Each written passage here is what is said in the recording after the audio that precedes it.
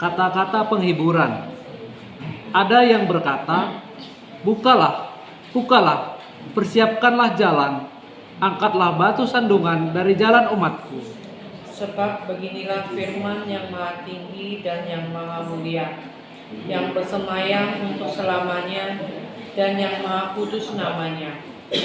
Aku bersemayam di tempat tinggi dan di tempat kudus, tetapi juga bersama-sama orang yang remuk dan rendah hati, untuk menghidupkan semangat orang-orang yang rendah hati, dan untuk menghidupkan hati orang-orang yang remuk. Sebab bukan untuk selama-lamanya aku hendak berbantah, dan bukan untuk seterusnya aku hendak murka, supaya semangat mereka jangan lemah lesu di hadapanku. Padahal akulah yang membuat nafas kehidupan. Aku murka karena kesalahan kelobaannya. Aku menghajar dia, menyembunyikan wajahku dan murka. Tetapi dengan murtad yang menempuh jalan yang dipilih hatinya. Aku telah lihat segala jalannya itu, tetapi aku akan menyembuhkan dan akan menuntun dia dan akan memulihkan dia dengan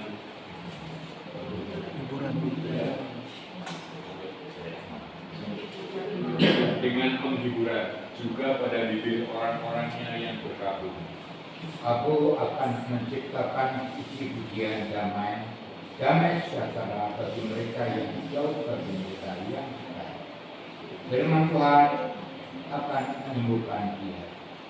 Tetapi orang-orang fasik adalah seperti laut yang berkumbak-kumbak, sebab tidak dapat tetap tenang, dan arusnya menimbulkan sampah dan lumpur. Tiada damai bagi orang-orang fasik itu, firman Allahku.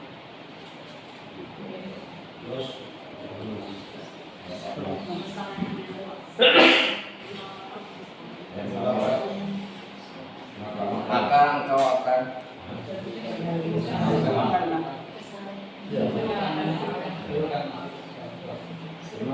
serukanlah kuat-kuat, janganlah tahan-tahan. Nyanyikanlah suaramu bagaikan sangkakala. Beritahukanlah kepada umatku pelanggaran mereka, dan kepada kaum keturunan Yakub dosa mereka. Memang setiap hari mereka mencari aku dan suka untuk mengenal segala jalanku, seperti bangsa yang melakukan yang benar dan yang tidak meninggalkan hukum Allahnya. Mereka menanyakan aku tentang hukum-hukum yang benar. Mereka suka mendekat, menghadap Allah, tanyanya. Mengapa kami berpuasa dan engkau tidak memperhatikannya juga? Mengapa kami merendahkan diri dan engkau tidak mengindahkannya juga?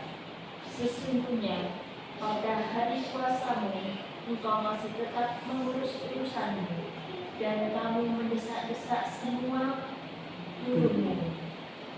Sesungguhnya kamu berpuasa sambil berbantah dan berkelahi, serta memukul dengan pinggul, dengan tidak semena-mena. Dengan caramu berpuasa seperti sekarang ini, suaramu tidak akan didengar di tempat tinggi. Sungguh-sungguh inikah berpuasa yang diterima dan mengadakan hari merendahkan diri, jika engkau menundukkan kepala seperti gelagat dan membentangkan kain sarung dan abu sebagai lapik tidur. Sungguh-sungguh itukah yang kau sebutkan berpuasa, mengadakan hari yang berkenan pada Tuhan? Bukan berpuasa yang kau kehendaki ialah supaya engkau membuka belenggu-belenggu kedaliman dan melepaskan tali-taliku, supaya engkau memerdekakan orang yang teraniaya dan mematahkan setiaku, supaya engkau memecah-mecah bagimu bagi orang yang lapar dan membawa ke rumahmu orang miskin yang tidak punya rumah. Dan apabila engkau melihat orang telanjang, supaya engkau memberi dia pakaian dan tidak menyembunyikan terhadap saudaramu sendiri. Pada waktu itulah terangmu akan mereka seperti fajar, dan kamu akan pulih dengan segera. Kebenaran menjadi barisan depanmu, dan kemuliaan Tuhan barisan belakangmu. Pada waktu itulah engkau akan memanggil dan Tuhan akan menjawab. Engkau akan berteriak minta tolong dan Ia akan berkata, ini aku. Apabila engkau tidak lagi mengenakanku kepada sesamamu dan tidak lagi menunjuk-nunjuk orang dengan jari dan fitnah. Apabila engkau menyerahkan kepada orang lain apa yang engkau inginkan sendiri dan memuaskan hati orang yang bertiga, maka terangmu akan terbit dalam gelap dan kegelapanmu akan seperti remang tengah hari. Tuhan akan menuntut engkau senantiasa dan akan memuaskan hatimu di tanah yang kering dan akan membaharui kekuatanmu. Engkau akan seperti taman yang dialiri dengan baik dan seperti mata air yang tidak pernah mengecewakan. Engkau akan membangun reruntuhan yang sudah berabad-abad dan akan memperbaiki dasar yang diletakkan oleh banyak keturunan.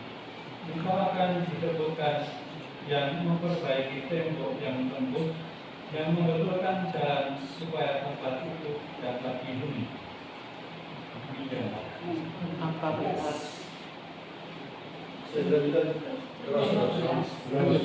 sampai 14.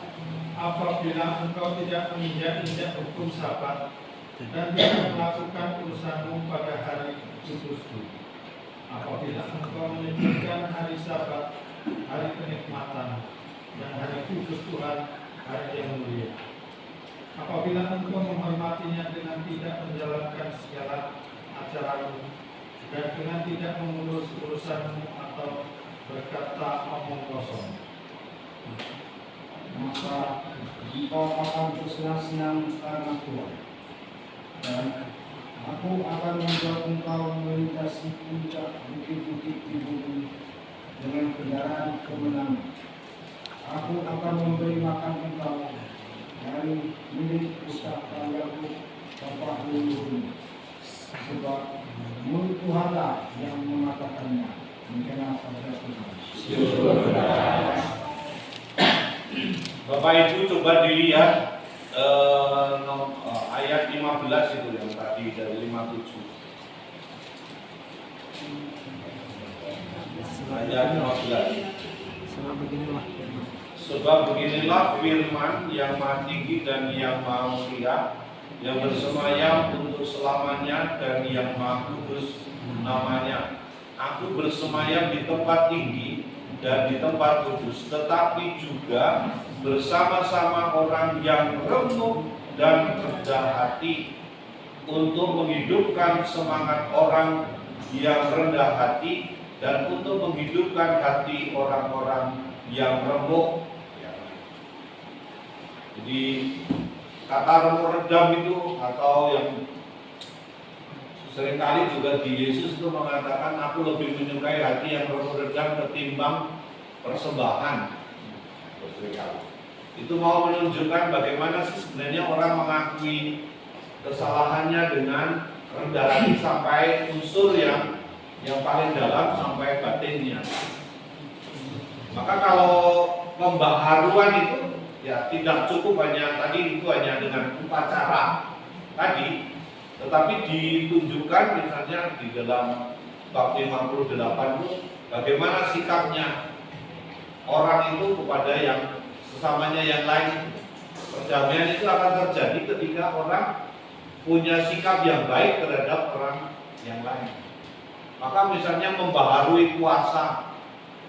Misalnya puasa itu tidak lagi itu dengan duduk di abu lalu kemudian menaruh abu di kepala seperti simbol yang kita pakai itu. Bukan cukup itu saja, tetapi dengan misalnya tadi dikatakan melepaskan belenggu. Kalau saudaramu itu miskin, apa yang kamu buat? Berlaku adil terhadap sesama. Tapi itu dimulai dari mana? Dimulai dari hati yang diperbarui. Itu yang mau dikatakan oleh Yesaya.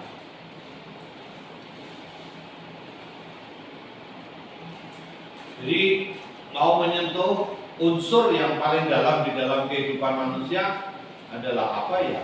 Hati. Sehingga kalau hatinya baik, maka harapannya akan memunculkan kesusilaan atau sikap yang baik juga.